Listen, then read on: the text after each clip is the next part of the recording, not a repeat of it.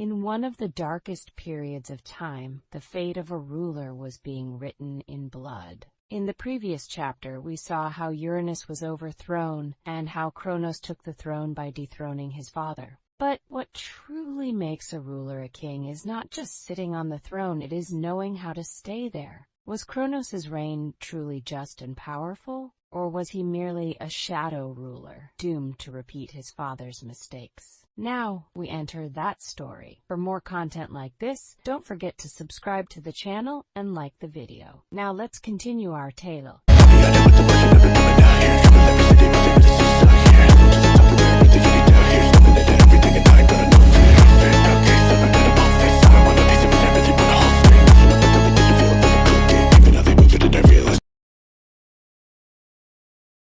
When Cronus watched his father collapse in a pool of blood, he did not feel fear. It was victory. With his own hands, he had broken the chains of the Titans and become the most powerful being in the universe. But a voice whispered in his mind, "What if one day someone does the same to you?" This doubt soon consumed him with growing fear. When he had overthrown Uranus, the Titans had stood by his side celebrating his triumph. But how could he be sure that the same Titans, now free, wouldn't turn against him one day? And so, with his very first decree, he ordered the Cyclopes and Hecatoncheires to be cast back in the deepest pits of Tartarus. He had sworn never to repeat his father's mistakes, yet on the very first day of his rule, he had begun to act exactly like him. Gaia was furious when she heard of her son's decision. Just as she had once warned Uranus, she now warned Cronus. "Are you doing the same, Cronus? Are you succumbing to your fears as well?" But Cronus ignored his mother's words. He was a king now, and a king's greatest weapon was never letting others see his fears.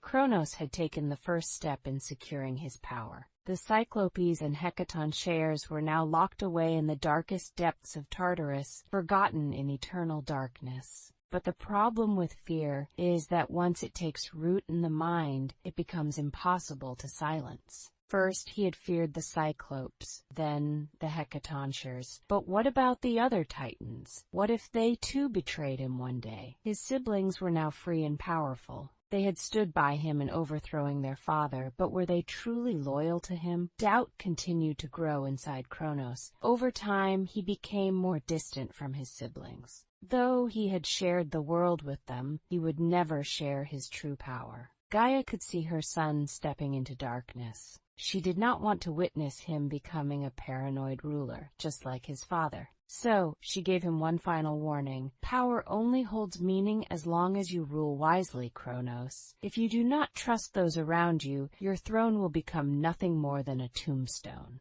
But once again, Cronus ignored his mother's words. He was the absolute king. No one could tell him what to do.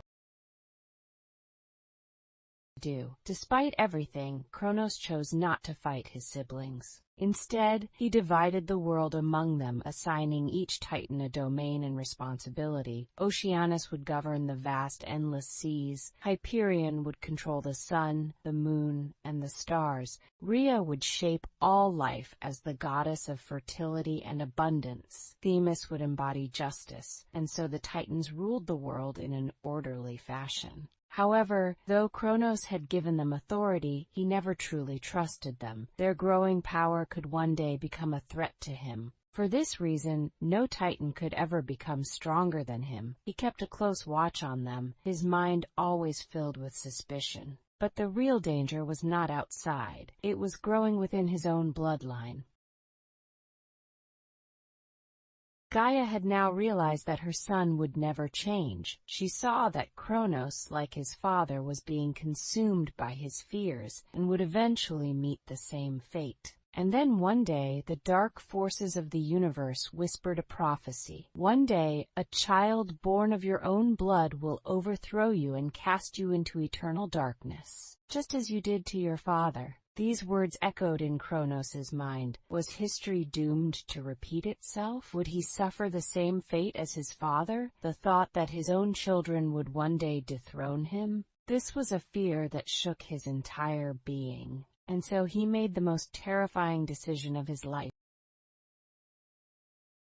life. Rhea, as Cronus's wife, bore his children who were destined to become the gods of the future. Hestia, the guardian of the hearth and family order. Demeter, the goddess of nature and abundance. Hera, who would one day become the queen of the gods. Hades, the ruler of the underworld. Poseidon, the master of the seas and earthquakes. And lastly, Zeus. But to Cronus, these children were nothing more than threats to his throne. They were the ones who would bring about his downfall, and so he swallowed them the moment they were born.